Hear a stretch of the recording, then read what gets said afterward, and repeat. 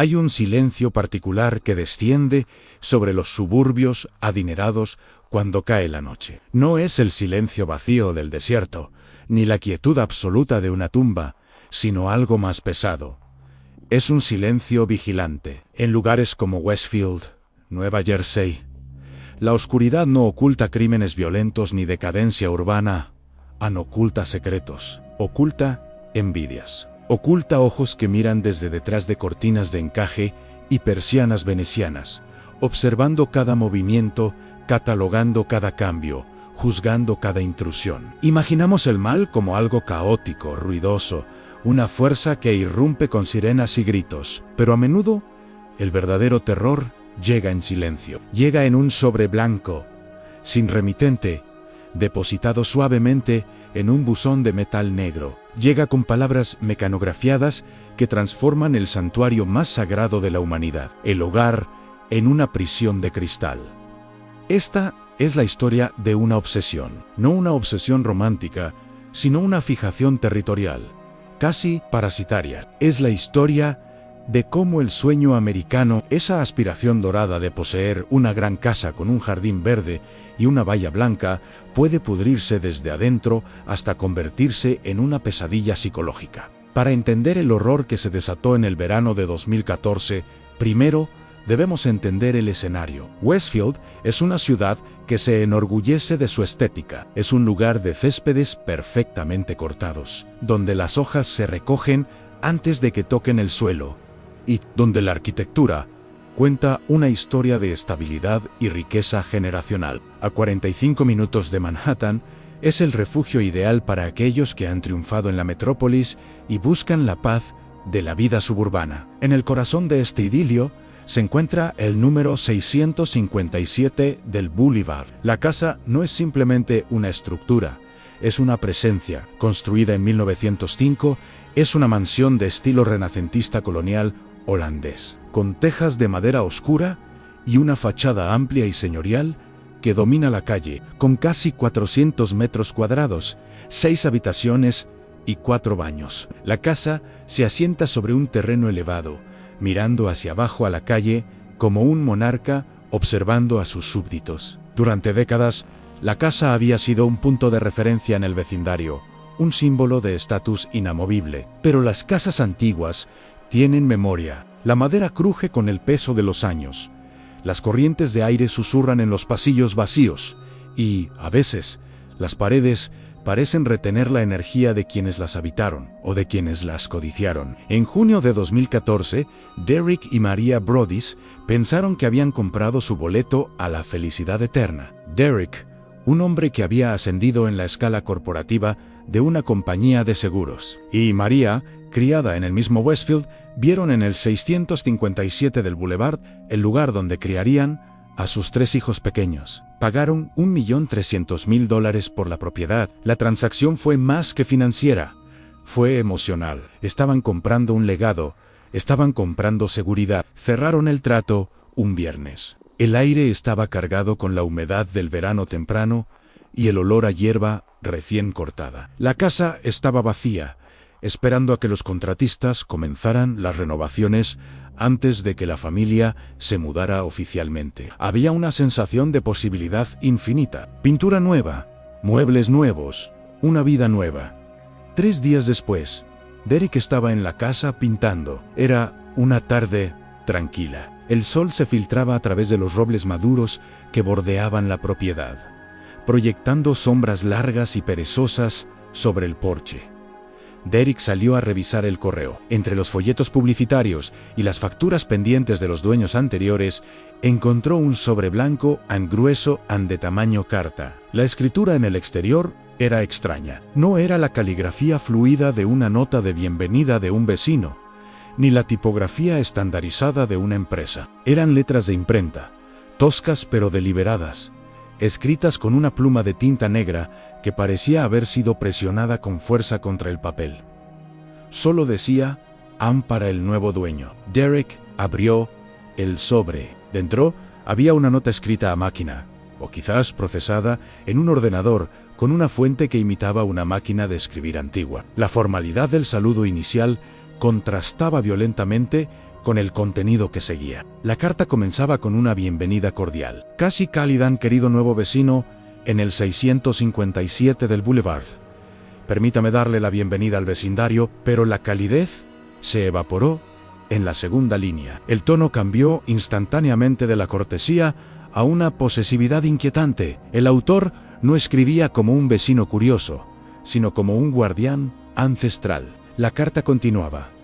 ¿Cómo terminaron aquí? La fuerza del 657 del Boulevard los llamó hacia ella. Aquí, la personificación de la casa ya es evidente. Para el escritor, la casa no es un objeto inerte, es una entidad con voluntad, una sirena que atrae a sus víctimas. Y luego, la revelación de la vigilancia. El 657 del Boulevard ha sido el sujeto de mi familia durante décadas y, a medida que se acerca a su cumpleaños número 110, he sido puesto a cargo de observar y esperar su segunda venida. Mi abuelo vigiló la casa en la década de 1920 y mi padre la vigiló en la década de 1960. Ahora es mi turno. ¿Conocen la historia de la casa? ¿Saben lo que yace dentro de las paredes del 657 del Boulevard? ¿Por qué están aquí? Lo averiguaré. El corazón de Derek comenzó a latir con fuerza. Estaba solo en la propiedad. El sol seguía brillando. Los pájaros seguían cantando, pero la realidad se había fracturado. Al leer esas palabras, la sensación de privacidad se desintegró. Alguien, en ese preciso momento, podría estar mirándolo a través de una ventana, o desde un coche aparcado, o desde el ático de una casa vecina. La mención de las décadas de un linaje de vigilantes sugería una locura generacional, una misión sagrada y retorcida transmitida de padre a hijo. Pero la carta se volvía aún más oscura. El autor no solo estaba interesado en la arquitectura, estaba obsesionado con los ocupantes, específicamente con los niños. El escritor continuaba: veo que ya han inundado el 657 del Boulevard con contratistas para que puedan destruir la casa como se suponía que debía ser. Tisk, tisk, tisk. Mala jugada. No quieren hacer infeliz al 657 del Boulevard. Y luego, la frase que helaría la sangre de cualquier padre: tienen hijos, en los he visto. Hasta ahora creo que he contado 3. ¿Hay más en camino? El autor preguntaba esto con una curiosidad clínica, depredadora. ¿Necesitan llenar la casa con la sangre joven que solicité? Mejor para mí, ¿su antigua casa era demasiado pequeña para la familia en crecimiento? ¿O fue la codicia lo que me trajo a sus hijos? Una vez que sepa sus nombres, los llamaré y los atraeré hacia mí en sangre joven. Esas 2 palabras cambiaron todo. Ya no se trataba de una disputa inmobiliaria o de un vecino gruñón que odiaba las renovaciones. Esto era una amenaza biológica. La frase sangre joven evoca imágenes de sacrificio, de vitalidad consumida, de un vampirismo metafórico o literal. El escritor veía a los niños no como seres humanos, sino como combustible para la casa, o quizás combustible para sus propias fantasías oscuras. La carta terminaba con una firma que se convertiría en el nombre de la pesadilla de la familia Brodys. No había un nombre humano, solo una identidad asumida, una máscara en el vigilante. Derek apagó todas las luces de la casa, cerró las persianas, aunque la casa estaba vacía de muebles. Llamó a la policía de inmediato. Cuando los oficiales llegaron, leyeron la carta con una mezcla de incredulidad y preocupación profesional. Era extraña, sí, amenazante, sin duda, pero no había un acto de violencia física. Era un crimen de palabras, un asalto a la mente. La policía preguntó si Derek tenía enemigos, si alguien estaba celoso de la compra. Derek y María eran personas queridas, profesionales, respetados. No tenían vendetas. Esa noche, Derek y María regresaron a su antigua casa, donde todavía vivían mientras se realizaban las obras. María tomó la carta, sus manos temblaban. Leyó las líneas una y otra vez, tratando de encontrar un significado oculto, una broma de mal gusto. ¿Quién es el vigilante? ¿Por qué nosotros? ¿Por qué ahora? La psicología humana es frágil ante lo desconocido. Si alguien te golpea, sabes quién es tu enemigo, sabes donde defenderte. Pero cuando el enemigo es una voz sin rostro, una sombra en la periferia, la mente comienza a devorarse a sí misma. Cada vecino que pasaba paseando a su perro se convertía en sospechoso. Cada coche que reducía la velocidad frente a la casa era una amenaza potencial. Al día siguiente, María envió un correo electrónico a los dueños anteriores, los Woods, preguntando si alguna vez habían recibido algo similar. La respuesta de los Woods fue desconcertante. Habían vivido allí durante 23 años y nunca, ni una sola vez, habían recibido una carta amenazante, hasta unos días antes de la mudanza. Andrea Woods recordó que, justo mientras empacaban para irse, recibieron una carta extraña. Estaba firmada por el vigilante, pero el contenido era vago, extraño, pero no abiertamente amenazante como la que recibieron los Brodes. Los Woods, en medio del caos de la mudanza y asumiendo que era una broma de algún excéntrico del barrio, simplemente la tiraron a la basura y la olvidaron. Nunca mencionaron nada a los compradores. Esto fue un golpe devastador. Significaba que el vigilante sabía exactamente cuándo se producía el cambio de guardia. Sabía que los Woods se iban. Sabía que los Brodys llegaban. La vigilancia era constante en 24 horas. La carta mencionaba detalles específicos. El autor sabía qué tipo de coche conducían. Sabía hacia qué lado de la casa miraban las habitaciones de los niños. Escribió: ¿quién tiene las habitaciones que dan a la calle? Lo sabré tan pronto como se muden. Me ayudará a saber quién está en qué habitación. Entonces podré planear mejor. ¿Planear mejor? ¿Planear qué? ¿Un secuestro? ¿Un asesinato? ¿O simplemente un tormento psicológico eterno? También había una referencia inquietante a las ventanas y puertas de la casa. Todas las ventanas y puertas en el 657 del Boulevard me permiten observarlos y rastrearlos mientras se mueven por la casa.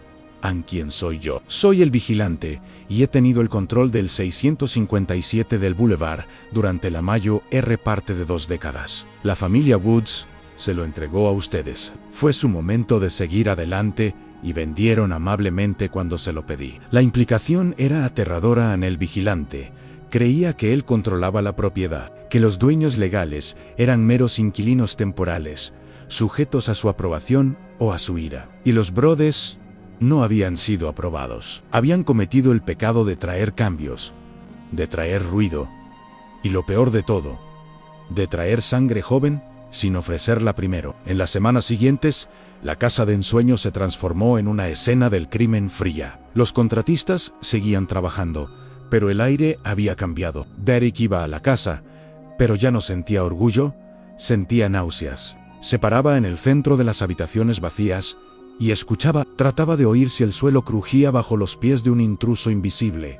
Miraba hacia las casas vecinas. A la izquierda vivían los Langford, una familia un tanto excéntrica. La matriarca, Peggy, tenía más de 90 años y vivía con sus hijos adultos, todos en sus 60. Michael Langford, uno de los hijos, era conocido en el barrio por ser un poco extraño, un hombre tranquilo que rara vez trabajaba y que a menudo se le veía caminando por el vecindario o sentado en el porche. Desde el porche de los Langford se tenía una vista perfecta, casi teatral, del porche de los Brodys. A la derecha, otra casa grande.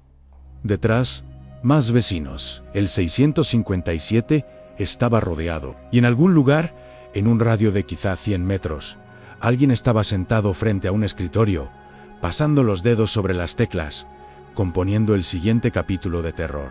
La investigación policial comenzó con un análisis forense de la carta. La policía de Westfield, acostumbrada a disputas domésticas menores y robos ocasionales, se encontró ante un caso que parecía sacado de una novela de suspense. El sobre fue procesado en busca de ADN. Se buscó saliva en la solapa, células de piel en el papel, pero el vigilante era cuidadoso, o quizás simplemente tuvo suerte. Lo que los detectives no sabían en ese momento, mientras el verano avanzaba y el calor aumentaba la tensión en el Boulevard, era que esto era solo el comienzo. La primera carta fue una advertencia.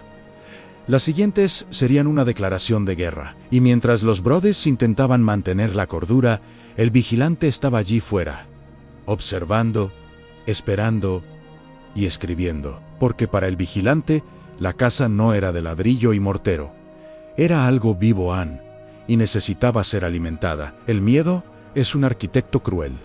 En cuestión de días, rediseña la realidad. Lo que antes era un santuario de seguridad, un refugio contra el caos del mundo exterior, se convierte en una jaula de cristal. Para Derek y Maria Brades, el 657 del Boulevard dejó de ser una inversión inmobiliaria y se transformó en una escena del crimen activa, congelada en el tiempo. La casa estaba vacía, desprovista de muebles y risas infantiles, pero estaba llena de algo mucho más denso, a la certeza de ser observados. La paranoia tiene una forma particular de operar. Comienza con la duda y termina con la convicción absoluta de que cada coincidencia es una señal. Derek Brodies, un hombre de lógica y números, se encontró sumergido en un análisis obsesivo de su entorno. Westfield, con su encanto de pueblo pequeño y sus banderas estadounidenses ondeando en los porches, de repente parecía un escenario teatral donde todos llevaban máscaras. La policía de Westfield,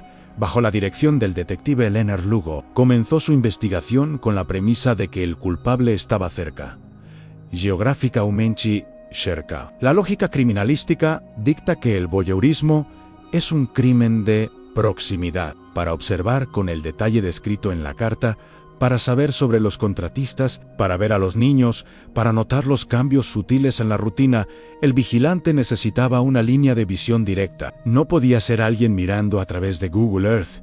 Tenía que ser alguien con ojos físicos sobre la propiedad. Esto redujo el círculo de sospechosos de manera dramática y claustrofóbica. El foco se giró inmediatamente hacia los vecinos, y en particular hacia la casa de al lado. La residencia de la familia Langford se encontraba peligrosamente cerca del porche de los Brodes, mientras que el 657 era majestuoso y estaba siendo renovado. La casa de los Langford tenía un aire diferente, algo estancado en el tiempo. Peggy Langford, la matriarca de la familia, tenía más de 90 años. Vivía allí con varios de sus hijos adultos, todos ellos en la sesentena. Era una configuración familiar inusual para un barrio de familias jóvenes y profesionales en ascenso. Entre los hijos, Michael Langford destacaba. Michael era descrito por los vecinos como una figura tipo Boo Radley, el personaje recluso de la novela Matar a un ruiseñor. Desempleado,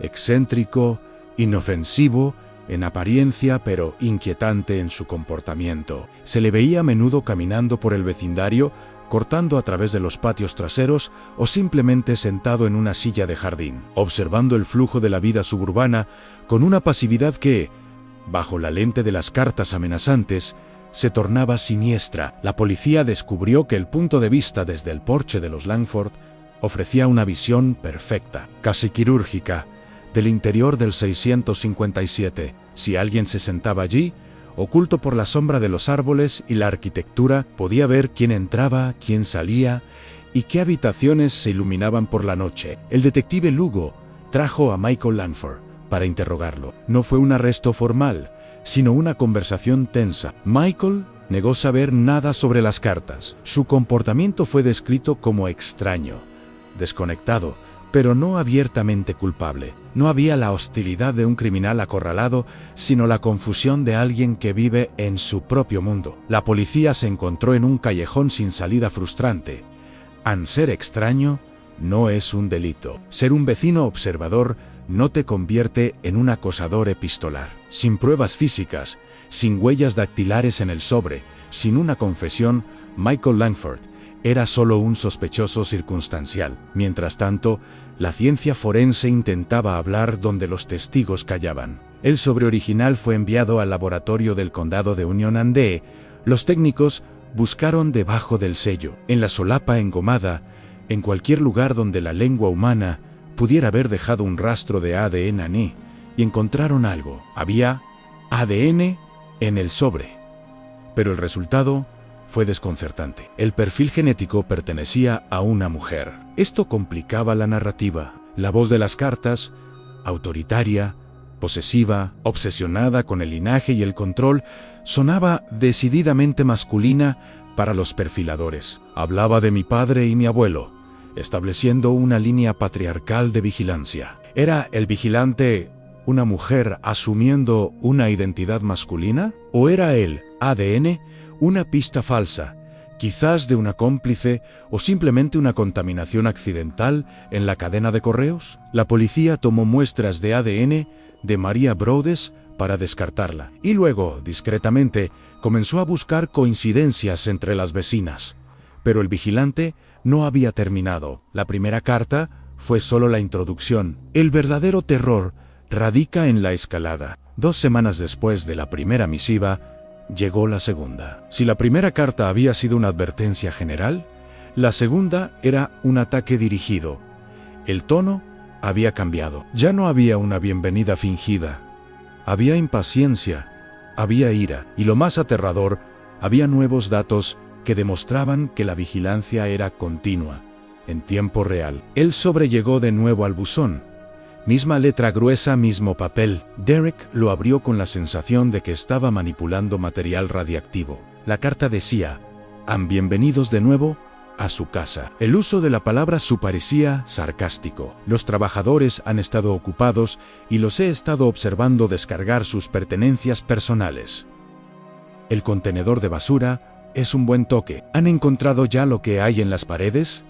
Con el tiempo, lo harán». Esa frase, «¿han encontrado ya lo que hay en las paredes?», inyectó un nuevo tipo de veneno en la mente de la familia. Sugería que la casa ocultaba algo físico, algo podrido o escondido. Cámaras, micrófonos, cuerpos, ¿o era simplemente una metáfora para desestabilizarlos? Derek y Mariah comenzaron a mirar las paredes de yeso y madera con desconfianza. Cada grieta, cada sombra podía ser un ojo, pero la carta se volvía más específica, demostrando una proximidad imposible. «Estoy encantado de saber sus nombres ahora y los nombres de la sangre joven que me han traído». Y entonces, el vigilante los nombró. Escribió correctamente los nombres de los 3 hijos de los Brodess. Nombres que no aparecían en ningún registro público vinculado a la dirección todavía. Nombres que solo podían haberse escuchado si alguien estaba lo suficientemente cerca para oír a Maria llamarlos en el jardín, o si alguien había estado hurgando en su basura, o si alguien estaba dentro de la casa. La carta continuaba con una precisión escalofriante sobre la distribución de la familia dentro de la casa. ¿Quién duerme en qué habitación? ¿Me gustaría saberlo? El autor luego hizo referencia a un detalle que hizo que a Derek se le helara la sangre. Mencionó un caballete. Una de las hijas de los Brodess había colocado un caballete de pintura en el porche cerrado, una habitación rodeada de ventanas. Había estado allí solo por un corto periodo de tiempo. Nadie desde la calle podía verlo claramente a menos que se detuviera y mirara con intención a través del reflejo del cristal. La carta decía: «Han visto a la niña usando el caballete en el porche cerrado. ¿Es ella la artista de la familia?». Esto era la confirmación definitiva. No era una broma abstracta. Alguien estaba mirando a sus hijos a través del cristal. Alguien estaba catalogando sus pasatiempos, sus movimientos, sus vulnerabilidades. La inocencia de una niña pintando se había convertido en información de inteligencia para un depredador. El vigilante también se burlaba de sus esfuerzos de seguridad. Derek y Maria, aterrorizados, habían instalado un sistema de alarma y cámaras de seguridad. Pero el vigilante lo sabía. «Veo que han traído expertos en seguridad. ¿Quiénes son? No puedo ver sus nombres en las furgonetas». El acosador se estaba riendo de ellos. Les estaba diciendo que sus muros, sus alarmas y sus cerrojos eran inútiles, porque él o ella siempre estaba allí, invisible, omnipresente. La carta terminaba con una amenaza que rozaba lo sobrenatural, o quizás lo psicótico. «El 657 del Boulevard está ansioso porque se muden. Han pasado años y años desde que la sangre joven gobernó los pasillos de la casa. ¿Han encontrado todos los secretos que guarda? ¿Jugará la sangre joven en el sótano? ¿O tienen demasiado miedo de ir allí solos? Yo tendría mucho miedo si fuera ellos. Está lejos del resto de la casa. Si estuvieras arriba, nunca los oirías gritar». Nunca los oirías gritar. Esa frase rompió cualquier posibilidad de que los Brodess se mudaran a la casa. La imagen de sus hijos atrapados en el sótano, gritando en el vacío mientras un intruso los acechaba, era demasiado vívida, demasiado horrible. El sueño americano había muerto. El 657 del Boulevard era ahora un mausoleo. Derek y Mariah dejaron de llevar a los niños a la casa, dejaron de planificar la decoración. Su vida se convirtió en una gestión de crisis. La policía intensificó el patrullaje, pero ¿cómo patrullas contra una sombra? ¿Cómo detienes a alguien que ataca con palabras? La comunidad de Westfield, hasta entonces un refugio de paz suburbana, comenzó a fracturarse. Los Brodys, siguiendo el consejo de la policía, no habían contado a muchos vecinos sobre las cartas para no alertar al sospechoso. Esto creó una atmósfera de aislamiento terrible. Tenían que sonreír a sus vecinos en la calle, saludar con la mano, mientras por dentro se preguntaban: ¿Eres tú? ¿Eres tú? ¿Quién quiere ver a mis hijos en el sótano? La desconfianza se extendió como un virus. Derek comenzó su propia investigación. Se convirtió, irónicamente, en un vigilante. Pasaba noches en vela, agazapado en la oscuridad de la casa vacía, esperando ver a alguien acercarse al buzón. Se obsesionó con la idea de que el culpable era alguien que sentía que la casa le había sido robada. Surgieron teorías. ¿Podría ser un comprador anterior que había perdido la puja por la casa? Hubo otro interesado en la propiedad, alguien que había hecho una oferta fuerte, pero que se retiró por razones médicas. ¿Estaba resentido? ¿O era alguien del vecindario que odiaba los cambios? Westfield es un lugar que valora la tradición. Los Brodys eran nuevos, ricos, y estaban haciendo renovaciones. Para una mente conservadora y perturbada, sus acciones podrían verse como una profanación. La carta mencionaba constantemente la historia de la casa, el deber de preservarla. Era el lenguaje de un fanático, de un purista arquitectónico, llevado al extremo de la locura. Pero había otra posibilidad, una que la policía consideraba en voz baja. La carta contenía arcaísmos, frases que sonaban antiguas, como sacadas de una novela gótica o de una época pasada. ¿Era esto una pista sobre la edad del escritor? ¿O era una afectación deliberada, un disfraz literario diseñado para confundir a los perfiladores? El verano de 2014 avanzaba, caluroso y húmedo, y la casa permanecía vacía. Un monumento de $1.300.000 al terror. Las luces se encendían y apagaban con temporizadores para simular vida. Pero era una pantomima hueca. El verdadero habitante de la casa no era la familia Brodys. El verdadero habitante era el miedo. Y el miedo, como el vigilante había prometido, estaba en las paredes. La policía necesitaba más.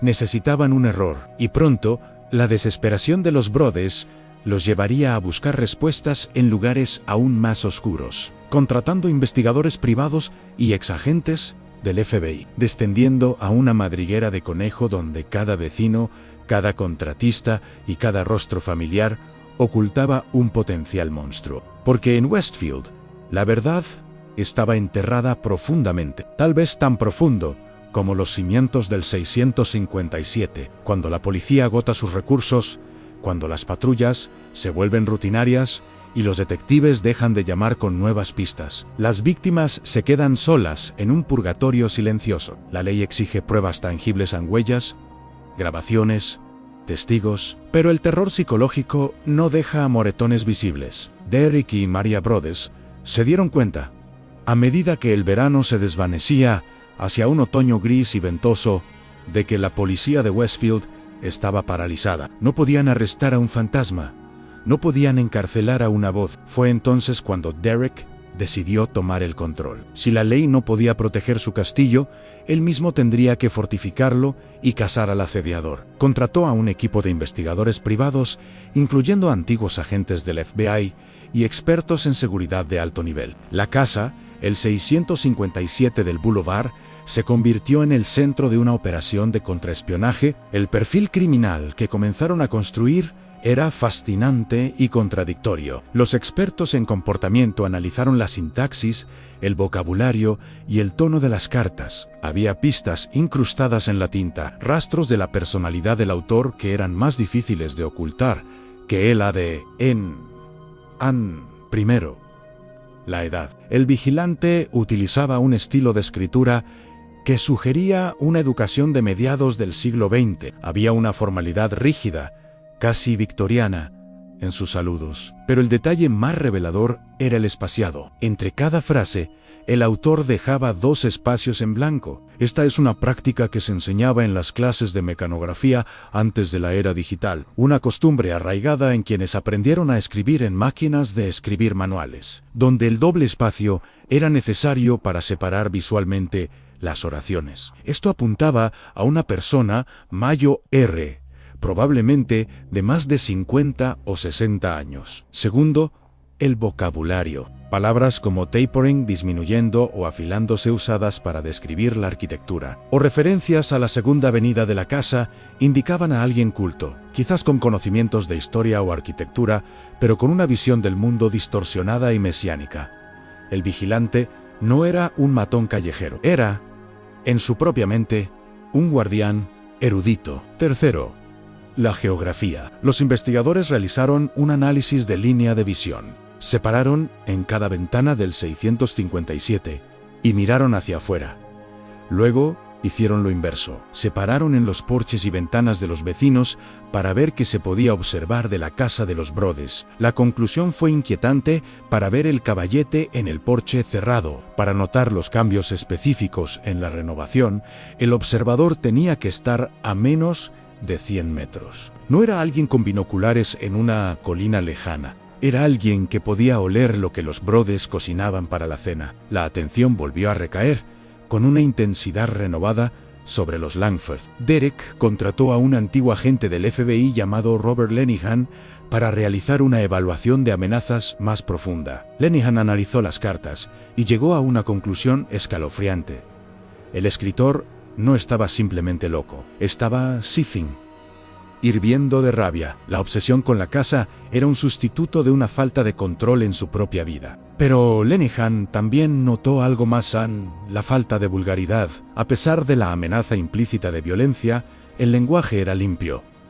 No había insultos soeces. Esto sugería a alguien que se veía a sí mismo como moralmente superior, una figura de autoridad castigadora. La investigación privada descubrió detalles sobre la familia Langford que la policía había pasado por alto o considerado irrelevantes. Michael Langford, el hijo excéntrico, había sido diagnosticado con esquizofrenia en su juventud, según rumores del vecindario, aunque esto nunca se confirmó oficialmente. Sin embargo, su comportamiento encajaba con el perfil de alguien que podría obsesionarse con los detalles y las rutinas. Pero había un problema: las cartas eran coherentes, eran narrativamente estructuradas. Un esquizofrénico desorganizado difícilmente podría mantener una campaña de terror tan calculada y temáticamente consistente durante meses. Entonces surgió otra pista, una que apuntaba en una dirección diferente. A 2 puertas de distancia vivía un joven que era un ávido jugador de videojuegos. En uno de los juegos de rol en línea que frecuentaba, su personaje supuestamente utilizaba el nombre The Watcher. La coincidencia era electrizante. ¿Podría ser esto un juego de realidad alternativa llevado demasiado lejos? ¿Un joven aburrido en los suburbios tratando de inyectar caos en el mundo real? La policía interrogó al joven. Él admitió jugar videojuegos, pero negó cualquier conexión con las cartas. La pista se enfrió tan rápido como había aparecido. No había evidencia física, solo coincidencias digitales. La frustración de Derek crecía. Se convirtió en un hombre consumido. Dejó de dormir. Pasaba las noches investigando la historia de la casa, buscando antiguos dueños, tragedias pasadas, cualquier cosa que explicara la maldición. Descubrió que en los años 50, una familia había criado a sus hijos allí sin incidentes. En los 90, otra familia había vivido felizmente.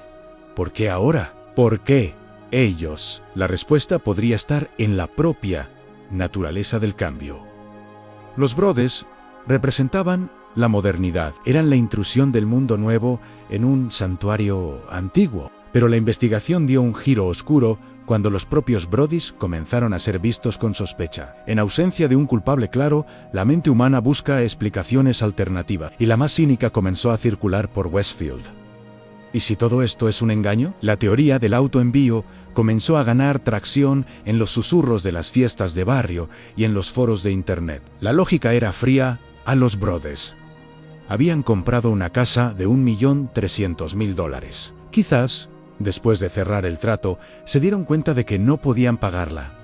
Quizás Derek tuvo remordimientos del comprador. ¿Qué mejor manera de salir de una hipoteca paralizante que inventar un acosador, demandar a los dueños anteriores y al seguro, y deshacerse de la propiedad? Esta teoría ignoraba el trauma visible de la familia, ignoraba el dinero que estaban gastando en investigadores, el terror real de María, la desesperación de Derek. Nadie finge un nivel de miedo que destruye su propia vida y traumatiza a sus hijos, solo para salir de un contrato inmobiliario. Además, las cartas contenían detalles que los brothers recién llegados difícilmente podrían saber sobre la historia profunda del vecindario.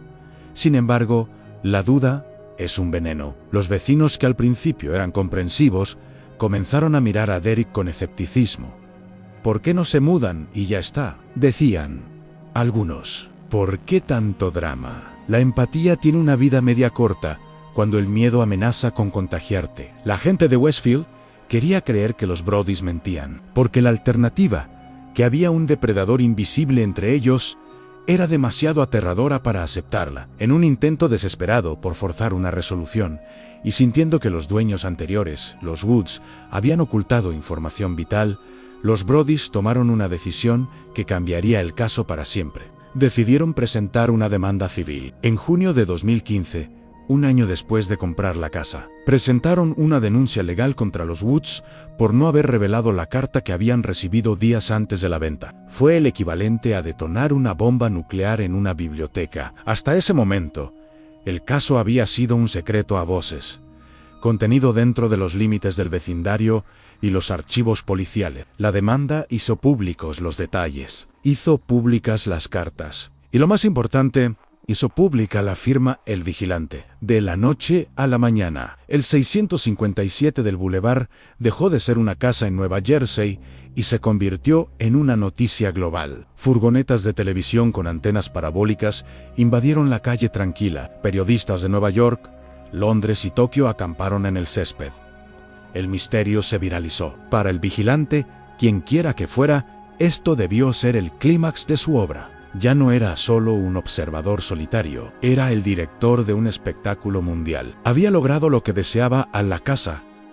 Estaba vacía, la familia estaba destruida, y el mundo entero miraba hacia el 657. Pero la exposición mediática trajo un nuevo tipo de horror. Ahora, además del acosador original, los Brodys tenían que lidiar con turistas del crimen, gente extraña que conducía lentamente frente a la casa, sacando fotos, gritando cosas, tratando de ver al fantasma. La casa se convirtió en un imán para lo morboso. En medio de este circo, llegó una tercera carta. Esta vez, el tono era diferente. Si las primeras eran amenazantes, esta era triunfante y desquiciada.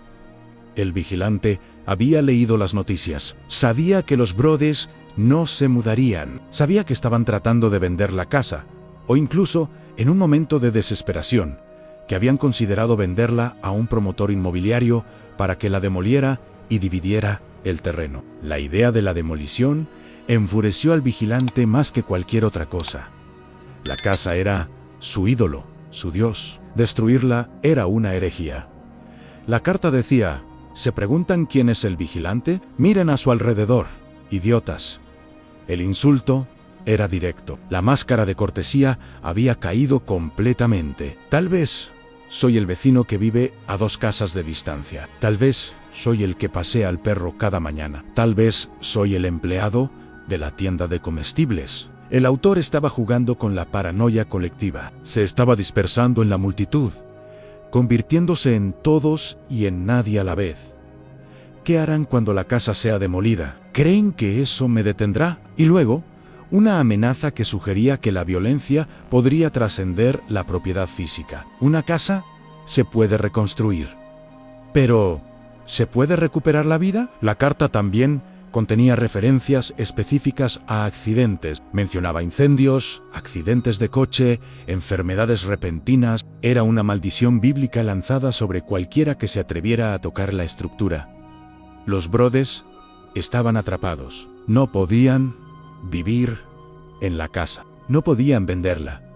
Porque, ¿quién compraría una casa maldita con un acosador activo y una demanda pública en curso? Y no podían demolerla porque el Comité de Planificación de la ciudad, preocupado por preservar el carácter histórico y quizás influenciado por el miedo al vigilante o el desdén hacia los forasteros, rechazó su propuesta de dividir el lote. Estaban en posesión de un activo tóxico, una jaula dorada que les costaba miles de dólares al mes en hipoteca e impuestos, pero que no podían usar. La investigación privada, a pesar de su costo y meticulosidad, se topó con el mismo muro que la policía. El ADN femenino en el sobre no coincidía con nadie.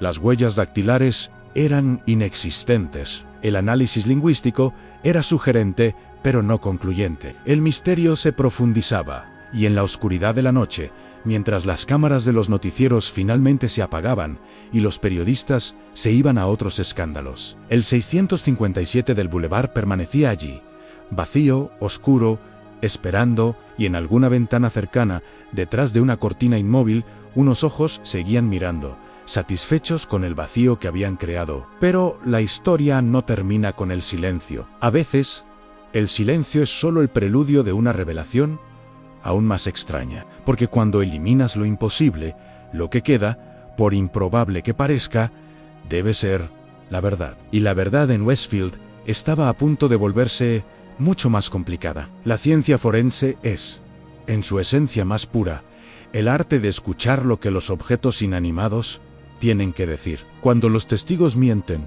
y las coartadas se fabrican, la materia permanece honesta. En el laboratorio del condado de Union, bajo la luz fría y estéril de las lámparas fluorescentes, el sobre de la primera carta del vigilante fue sometido a un interrogatorio molecular. No había huellas dactilares, un hecho que denotaba una precaución extrema, o el uso de guantes de látex. Pero la saliva es un delator más difícil de silenciar. Debajo de la solapa triangular del sobre, atrapadas en la goma adhesiva que alguien había lamido o humedecido para sellar el destino de los Brodys, los técnicos encontraron células epiteliales. El análisis arrojó un perfil de ADN parcial pero definitivo.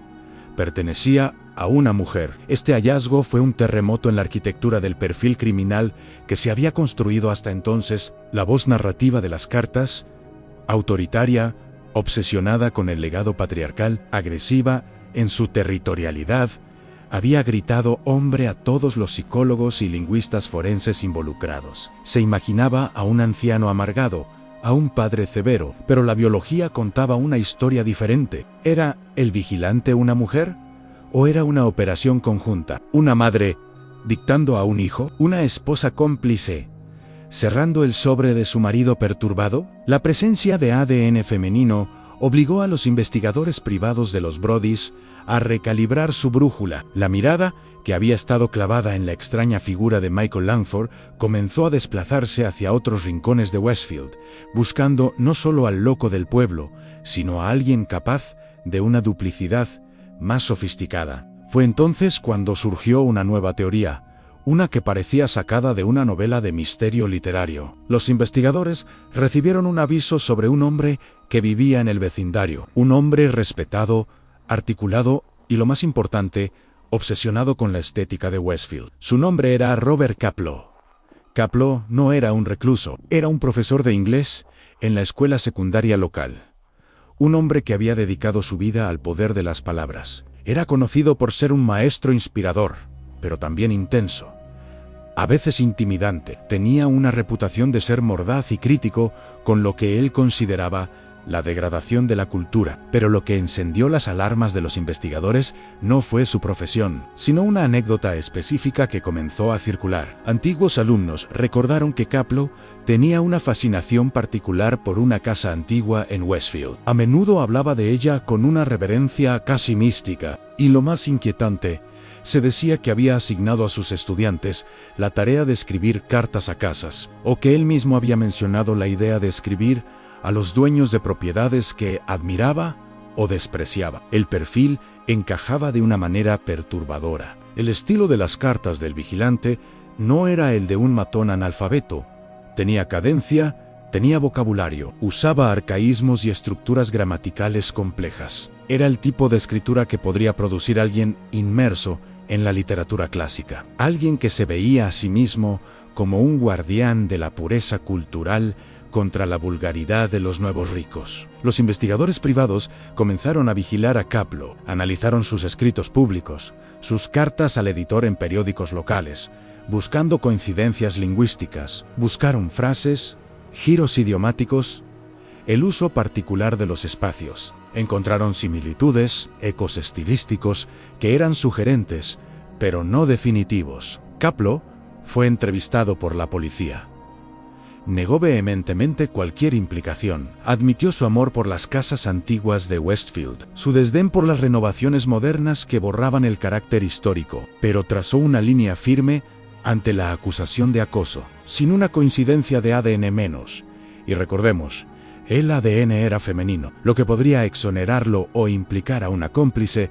La pista de Kapleau se convirtió en otro callejón sin salida brumoso. Era una teoría seductora, intelectualmente satisfactoria, pero legalmente insuficiente. Mientras tanto, la situación financiera de los Brodess se estaba volviendo insostenible. Tenían 2 hipotecas: la de su antigua casa, donde vivían apiñados y aterrorizados, y la del 657 del Boulevard, que permanecía vacía, consumiendo impuestos y seguros como un agujero negro. La desesperación los llevó a tomar una medida drástica. Si no podían vivir en la casa y no podían venderla por el estigma, intentarían deshacerse de ella de otra manera. Solicitaron permiso al ayuntamiento para demoler la mansión y dividir el terreno en 2 lotes más pequeños. Esto permitiría construir 2 casas nuevas que podrían venderse a constructores, borrando así la dirección maldita y recuperando parte de su inversión. Fue aquí donde el verdadero carácter de Westfield se reveló. La reunión de la Junta de Planificación se llevó a cabo en un salón municipal iluminado con luces fluorescentes que zumbaban suavemente en la sala. Estaba llena. Pero no estaban allí para apoyar a una familia aterrorizada. Estaban allí para proteger la estética del barrio. Cientos de vecinos asistieron. La atmósfera era hostil. Durante horas, los residentes se turnaron para hablar ante el micrófono, expresando su oposición vehemente a la subdivisión del terreno. Argumentaron que lotes más pequeños arruinarían el carácter histórico del Boulevard. Hablaron de la densidad, del tráfico, de la tradición. Derek y Maria Brodess se sentaron allí, escuchando cómo sus vecinos priorizaban la anchura de un jardín sobre la seguridad y la cordura de una familia. Para los Brodess fue una traición final. Se dieron cuenta de que, a los ojos de Westfield, ellos eran el problema. Ellos eran los intrusos que habían traído el escándalo,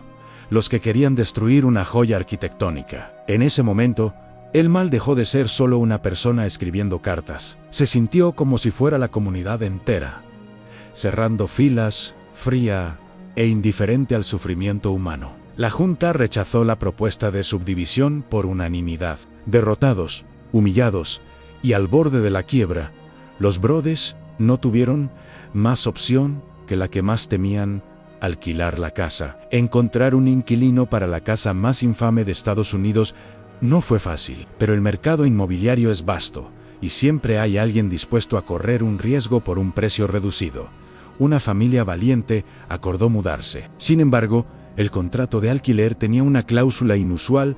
Así llegaba otra carta. Podían rescindir el contrato inmediatamente. Durante meses hubo silencio. El invierno de 2016 pasó sin incidentes. La nieve cubrió el tejado del 657 y pareció amortiguar la maldición. Quizás el vigilante se había ido, quizás había muerto, o quizás simplemente estaba hibernando, esperando el momento de máximo impacto. La primavera llegó, y con ella el despertar de la bestia. En febrero de 2017, 2 años y medio después de la primera carta, llegó la cuarta misiva. Esta vez, el sobre no llegó al buzón de la casa. El vigilante había aprendido, sabía que el correo estaba siendo monitoreado.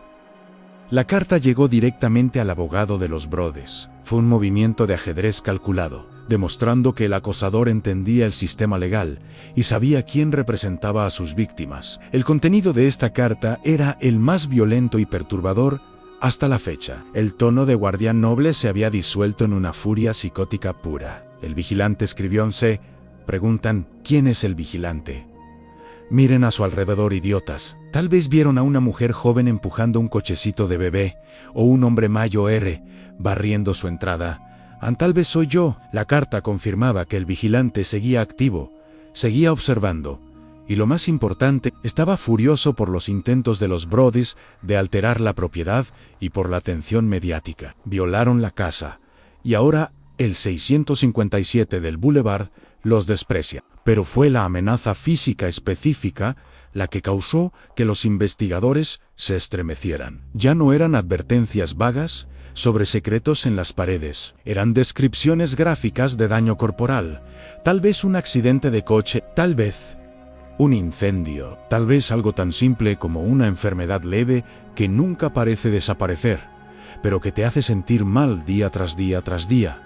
Tal vez la muerte misteriosa de una mascota. Los seres queridos mueren repentinamente. Los aviones, los coches y las bicicletas se estrellan. Los huesos se rompen. El vigilante hablaba de infligir sufrimiento como un dios vengativo del Antiguo Testamento. Y luego, una frase que parecía dirigida directamente a los inquilinos o a cualquiera que se atreviera a dormir allí. ¿Dormirán con los ojos abiertos? Deberían hacerlo. La carta era una prueba irrefutable de que la pesadilla no había terminado. Para los Brodes fue devastador, pero también, de una manera retorcida, fue una validación. Durante el juicio de la opinión pública, muchos los habían acusado de enviarse las cartas ellos mismos para salir de la inversión. Pero ahora, años después, con inquilinos viviendo allí y sin ganar nada más que más terror, el acosador había regresado. ¿Por qué se enviarían una carta a su propio abogado amenazando con matar a sus inquilinos, su única fuente de ingresos para pagar la hipoteca?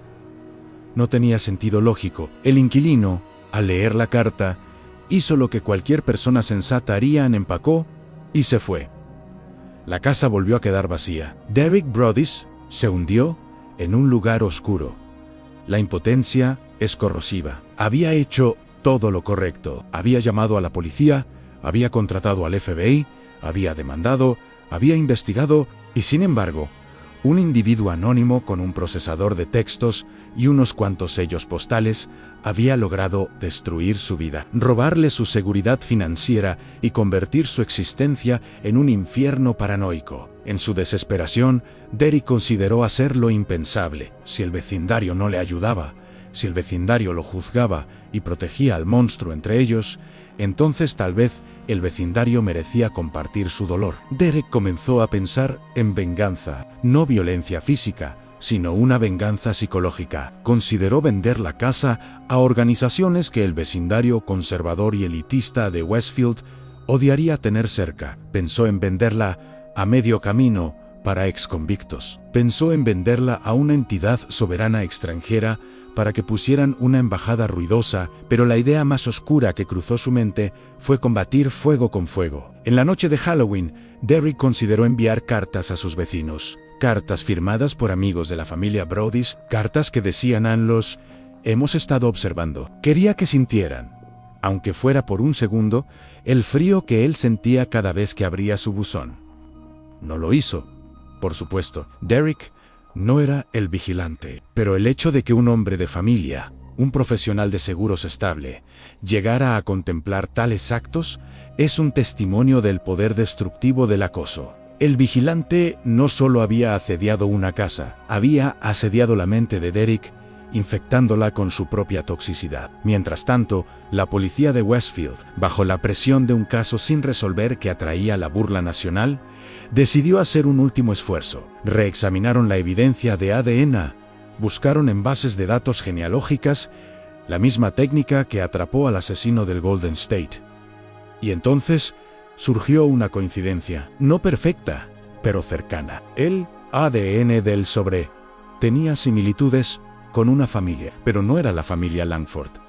Y no era el profesor Kaplo. La aguja en el pajar comenzó a brillar, pero apuntaba en una dirección que nadie había anticipado, hacia una historia de rivalidad suburbana mucho más banal, y al mismo tiempo mucho más extraña de lo que sugerían las cartas góticas. La verdad estaba a punto de volverse aún más confusa. La evidencia física no miente, pero a veces susurra en un idioma que tardamos años en descifrar. En el caso del 657 del Boulevard, no tenemos un cadáver en una mesa de autopsias, no tenemos casquillos de bala, ni patrones de salpicaduras de sangre. Lo que tenemos es papel en tinta y una psique fracturada plasmada en oraciones mecanografiadas. Para entender al vigilante, debemos realizar una autopsia no de un cuerpo, sino de una mente, utilizando las herramientas de la lingüística forense y el perfilamiento criminal avanzado. Cuando los expertos del FBI y los analistas privados colocaron las cartas bajo el microscopio, lo primero que notaron fue la disonancia. Había una contradicción fundamental entre la forma y el contenido. La forma sugería orden, educación y una rigidez casi burocrática. El contenido, sin embargo, era puro caos emocional. Analicemos la huella dactilar lingüística. El autor utilizaba una estructura de oraciones compleja, con subordinadas y un vocabulario que denotaba un nivel de lectura universitario o superior. Palabras como tapering para describir las líneas arquitectónicas no son comunes en el lenguaje coloquial. Esto descarta, casi con certeza, a un bromista adolescente o a un criminal impulsivo de bajo nivel intelectual. El vigilante es alguien que lee, alguien que valora la precisión del lenguaje. Pero el detalle más revelador, como ya hemos insinuado, reside en los espacios invisibles, el doble espacio después del punto final. En la era digital moderna, los procesadores de texto ajustan automáticamente el espaciado. La práctica de golpear la barra espaciadora 2 veces es un vestigio muscular, una memoria procedimental arraigada en las personas que aprendieron a escribir en máquinas de escribir manuales, probablemente entre 1950 y 1980. Esto nos da un rango de edad sólido. El autor tenía, con toda probabilidad, más de 55 años en el momento de los hechos. Ahora, miremos la psicología detrás de la obsesión. Los perfiladores criminales clasifican a los acosadores en varias categorías. Tenemos al rechazado, que busca venganza por una relación rota. Tenemos al buscador de intimidad, que cree delirantemente que la víctima lo ama. Y luego tenemos al tipo que encaja con el vigilante, el acosador resentido y territorial. Para este tipo de perfil, la autoestima está intrínsecamente ligada a un lugar o a una idea. El vigilante no ve el 657 del Boulevard como una propiedad inmobiliaria transaccional. Lo ve como un santuario sagrado del que él es el sumo sacerdote. La llegada de los Broads no fue una compraventa, fue una profanación. Las renovaciones no fueron mejoras, fueron vandalismo. El lenguaje utilizado, mi abuelo, mi padre, sangre joven, revela una fijación con el linaje y la continuidad. Esto sugiere un profundo miedo a la muerte y al olvido. Al controlar la casa,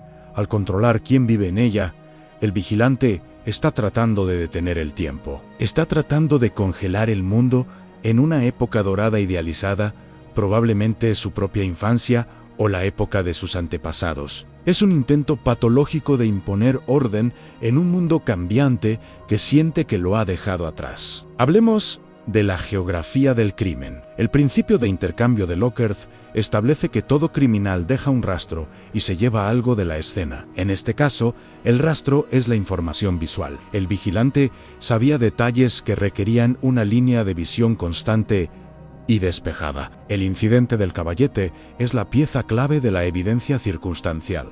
El caballete estaba en un porche cerrado, visible solo a través de ciertos ángulos y reflejos. Para verlo e identificarlo como tal, el observador tenía que estar estacionario. No podía ser alguien conduciendo. No podía ser alguien caminando rápido. Tenía que ser alguien con la capacidad de estar de pie o sentado, mirando esa ventana específica durante periodos prolongados sin levantar sospechas. Esto reduce el grupo de sospechosos a los residentes inmediatos. Pero también nos dice algo sobre el estilo de vida del autor. Quienquiera que sea, Tiene tiempo, a mucho tiempo. No es alguien con un trabajo de 9 a 5 que lo mantiene ocupado y agotado. Es alguien con horas vacías que necesita llenar. El aburrimiento, combinado con una mente obsesiva, es un caldo de cultivo peligroso. Y aquí es donde entra la evidencia biológica para complicar la narrativa. El ADN femenino. Durante mucho tiempo, la voz patriarcal de las cartas hizo que los investigadores buscaran a un hombre. Pero el ADN en la saliva del sobre apunta a una mujer. ¿Cómo reconciliamos esto? Hay 3 teorías forenses principales. La primera es la teoría de la cómplice femenina. El autor intelectual es un hombre, el que dicta las palabras, el que siente la ira, pero tiene una mujer en su vida, una esposa, una madre, una hija, a que le ayuda con la logística. Quizás ella cerró el sobre, quizás ella comparte su locura, una folie du, donde 2 personas se alimentan mutuamente sus delirios paranoicos. Esto encajaría con la dinámica de algunas de las familias antiguas del vecindario. La segunda teoría es que el vigilante es de hecho una mujer. Las mujeres acosadoras a menudo utilizan máscaras masculinas para proyectar más autoridad y miedo. Asumir la voz de un padre o un abuelo podría ser una herramienta para intimidar a un hombre de familia como Derek Brodis. En la criminología, las envenenadoras y las escritoras de cartas anónimas Poison Pen Letters son, estadísticamente, más a menudo mujeres que hombres. La agresión es indirecta, social y psicológica, en lugar de física y confrontacional. La tercera teoría es la contaminación. El ADN es volátil. Podría ser de una trabajadora postal, podría ser de alguien en la fábrica de sobres. Sin embargo, dado que se encontró en la goma adhesiva sellada, la probabilidad de que pertenezca a la persona que cerró la carta es alta. Hay otro aspecto técnico que a menudo se pasa por alto en el conocimiento de la arquitectura interna. El vigilante preguntaba: ¿han encontrado lo que hay en las paredes? Esto podría ser una táctica de terror genérica, pero también podría indicar un conocimiento íntimo de la construcción de la casa. ¿Podría ser alguien que estuvo dentro de la casa en el pasado? ¿Un antiguo contratista? ¿Un antiguo invitado de los dueños anteriores? ¿Alguien que jugó allí de niño? Los investigadores analizaron los planos de la casa. El 657 tiene espacios, huecos y un sótano laberíntico típicos de las construcciones de principios del siglo XX. Pero no hay pasadizos secretos ni túneles conocidos. La amenaza sobre las paredes era probablemente psicológica, diseñada para hacer que los Brodis sintieran que las propias estructuras de su hogar los estaban traicionando. Es una técnica de gaslighting arquitectónico. Volvamos a la carta enviada al abogado. Esto demuestra un nivel de sofisticación en la inteligencia de fuentes abiertas. OSINT, el vigilante estaba monitoreando las noticias, sabía quién representaba a la familia y encontró la dirección del bufete. Esto implica que el acosador es funcional, organizado y capaz de navegar por el mundo moderno para obtener información, a pesar de su estilo de escritura anticuado. No es un ermitaño desconectado, es un depredador híbrido con mentalidad antigua, herramientas modernas. Finalmente, debemos considerar la patología de la envidia. Westfield es un microcosmos de éxito americano, pero dentro de ese éxito hay estratos. Están los que tienen dinero antiguo y los que tienen dinero nuevo. Están los que han vivido allí siempre y los que acaban de llegar. El análisis semántico de las cartas revela un profundo desdén por la riqueza ostentosa. ¿Fue la codicia lo que me trajo a sus hijos? Esto sugiere que el vigilante podría ser alguien que se siente económicamente inferior o desplazado por la afluencia de gente como los Brodis. Alguien que ve cómo su vecindario cambia, cómo los precios suben, cómo las casas modestas se convierten en mansiones, y siente que está perdiendo el control. El acoso se convierte en una forma de reclamar poder. Puede que tengas el título de propiedad, dice el vigilante, pero yo tengo el control emocional. Yo decido si duermes por la noche. En la autopsia de este crimen, la causa de la muerte del sueño de los Brodis no fue un arma, fue la incertidumbre, fue la capacidad del agresor para permanecer en el umbral entre lo real y lo imaginario. Técnicamente, el vigilante cometió un crimen casi perfecto. No dejó huellas, no fue visto, y logró su objetivo. La casa quedó vacía. Pero incluso los crímenes perfectos tienen grieta. Y en la intersección de la geografía, la lingüística y la psicología, emerge una silueta. No es un monstruo sobrenatural, es un ser humano. Probablemente un vecino que sonríe al pasar, que recoge su correo al mismo tiempo que tú, y que esconde detrás de una fachada de normalidad suburbana una mente que se ha podrido por la obsesión. La pregunta técnica final que los investigadores se hicieron fue: ¿por qué se detuvo?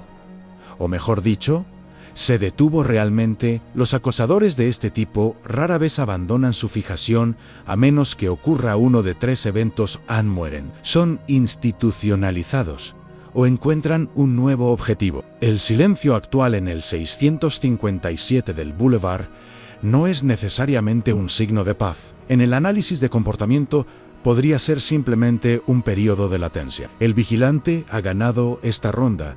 La familia se fue. La casa fue vendida. Pero la necesidad patológica de controlar y observar sigue ahí, latente en la sinapsis de un cerebro anónimo, esperando el próximo detonante, la próxima renovación, la próxima sangre joven que se atreva a cruzar el límite de su dominio. La ciencia nos ha dado pistas, pero no nos ha dado un nombre. Nos ha mostrado el .com, o por y él, ¿por qué? Pero él, ¿quién? Sigue siendo un fantasma en la máquina. Y eso, desde una perspectiva forense, es el resultado más inquietante de todos. Todo tiene un precio: la paz mental, la seguridad, la cordura, y a veces ese precio se paga en dólares y centavos, en la fría aritmética de una pérdida financiera devastadora. Para la familia Broudes, la libertad del 657 del Boulevard no llegó con un arresto dramático ni con una confesión lacrimógena. Llegó con una firma en un documento de cierre, en una oficina estéril, lejos de las sombras de los robles que rodeaban su casa maldita. El 1 de julio de 2019, 5 años después de recibir la primera carta, Derek y María finalmente vendieron la casa. La vendieron por $959,000. Habían pagado $1,355,000 por ella. Si sumamos las renovaciones, los impuestos a la propiedad pagados durante 5 años de vacío, los seguros, los investigadores privados, los abogados y los sistemas de seguridad, la pérdida total se acercaba a una cifra astronómica. Pero el dinero era lo de menos. Lo que realmente habían perdido era un fragmento de sus vidas. Habían perdido la inocencia de creer que su hogar era su castillo. Los nuevos propietarios, una pareja joven y valiente, conocían la historia. Era imposible no conocerla. La casa era ya una leyenda urbana, un mito moderno tejido en la fibra de Nueva Jersey. Pero ellos asumieron el riesgo. Quizás pensaron que el rayo no cae 2 veces en el mismo lugar. Quizás pensaron que el vigilante se había cansado, o que había muerto, o quizás simplemente el descuento en el precio era demasiado tentador para dejarlo pasar. Y aquí yace la ironía final, el último giro de tuerca.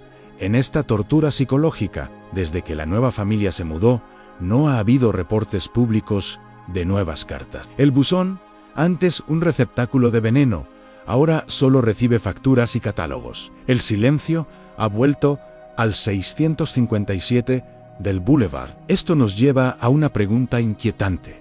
¿Por qué? Si el vigilante era un guardián de la pureza arquitectónica, ¿por qué permite que nuevos extraños habiten su santuario? Hay varias teorías, y ninguna ofrece un consuelo completo. La primera es la más simple: el vigilante ha muerto. Michael Langford, el vecino excéntrico que fue el principal sospechoso durante tanto tiempo, falleció en 2020. Su muerte cerró un capítulo, pero no el libro. Aunque la policía nunca encontró pruebas físicas que lo vincularan, su proximidad y su perfil psicológico siempre lo mantuvieron en el centro de la sospecha. Si él era el autor, se llevó el secreto a la tumba, dejando atrás un legado de miedo sin resolución. La segunda teoría es que el vigilante logró su objetivo. Su misión no era mantener la casa vacía para siempre, sino castigar a los Broudes específicamente. Quizás Derek y María representaban algo que el acosador odiaban: la ambición, el cambio, la modernidad agresiva. Una vez que fueron expulsados,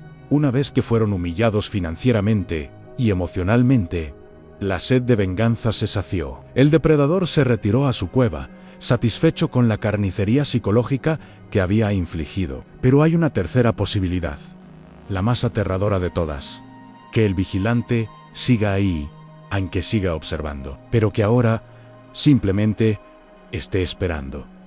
Los acosadores operan en ciclos. A veces, la emoción no está en el acto constante, sino en la anticipación. O quizás los nuevos dueños han recibido cartas, pero han elegido la estrategia del silencio absoluto, negándole al monstruo la publicidad que tanto anhela. El caso del vigilante se ha convertido en algo más que una investigación criminal fallida. Se ha transformado en un fenómeno cultural. Netflix adaptó la historia en una serie, ficcionalizando los hechos, cambiando los nombres, añadiendo túneles y cultos que nunca existieron en la realidad. Para los Brothers, esto fue una espada de doble filo. Vendieron los derechos de su historia para recuperar una fracción de lo que perdieron. Pero al hacerlo, vieron cómo su trauma se convertía en entretenimiento de consumo masivo. Millones de personas devoraron su dolor con palomitas de maíz, especulando en foros de internet, juzgando sus decisiones, convirtiendo su pesadilla en un juego de salón. Esta mercantilización del crimen real nos dice mucho sobre nuestra propia naturaleza. Nos fascina el mal cuando está contenido detrás de una pantalla. Nos gusta sentir el escalofrío de lo desconocido, siempre y cuando sepamos que podemos apagar la televisión e irnos a dormir seguros. Pero para Derek y Maria no había botón de apagado. El terror era su realidad tangible, diaria, ineludible. Al final, ¿qué hemos aprendido de Westfield? La investigación fue exhaustiva. La policía del condado de Union, la fiscalía, el FBI, detectives privados, exagentes federales, todos intentaron descifrar el enigma. Analizaron la saliva, la tinta, la sintaxis, los patrones de sueño de los vecinos, los registros inmobiliarios de hace un siglo y fallaron. La ciencia forense, con toda su tecnología avanzada, tiene un límite. Puede decirnos qué pasó, pero rara vez puede explicarnos la oscuridad del corazón humano si éste decide no dejar huellas dactilares. El ADN femenino en él sigue siendo un fantasma en la base de datos, un código genético sin nombre y sin rostro. Podría ser de cualquiera. Podría ser de la amable anciana que te saluda en el supermercado. Podría ser de la mujer que se sienta en el banco del parque.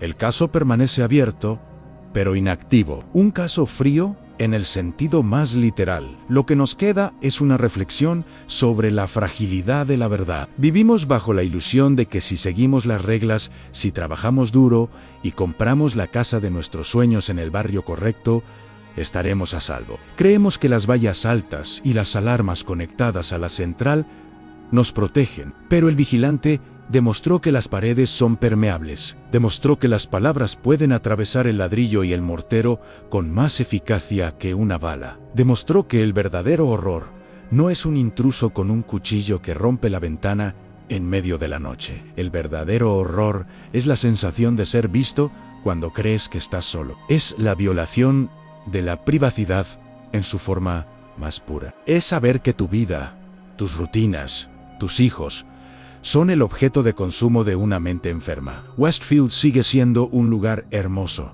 Los céspedes siguen perfectamente cortados. Las casas victorianas y coloniales siguen irradiando una elegancia señorial. Los niños siguen yendo a la escuela en bicicletas y los vecinos siguen organizando barbacoas los fines de semana. Pero bajo esa superficie de normalidad suburbana, algo ha cambiado irrevocablemente. Hay una desconfianza latente, una mirada que dura una fracción de segundo más de lo necesario. Cuando un vecino recibe una carta inesperada, hay un momento de pausa, un latido de miedo antes de abrir el sobre. El 657 del Boulevard se alza hoy en silencio. Las luces se encienden al atardecer, proyectando un brillo cálido y acogedor hacia la calle.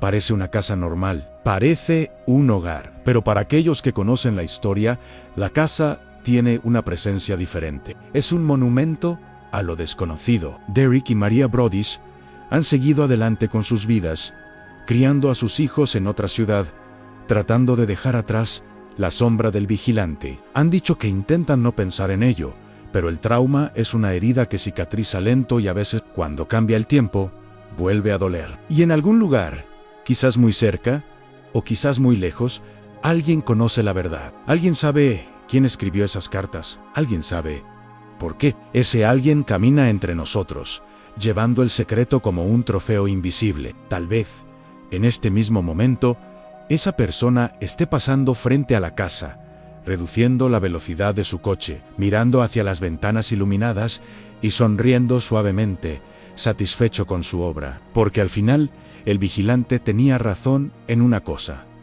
La casa no es solo madera y piedra. La casa es historia. Y ahora, gracias a él, el 657 del Boulevard nunca será olvidado. La obsesión se ha convertido en inmortalidad. Cae la noche en Westfield. Las calles se vacían. El viento mueve las ramas de los robles centenarios y, si escuchas con atención, entre el susurro de las hojas, puedes imaginar el sonido de unas teclas de máquina de escribir golpeando el papel. ¡Clac! ¡Clac! ¡Clac! Observando. Siempre observando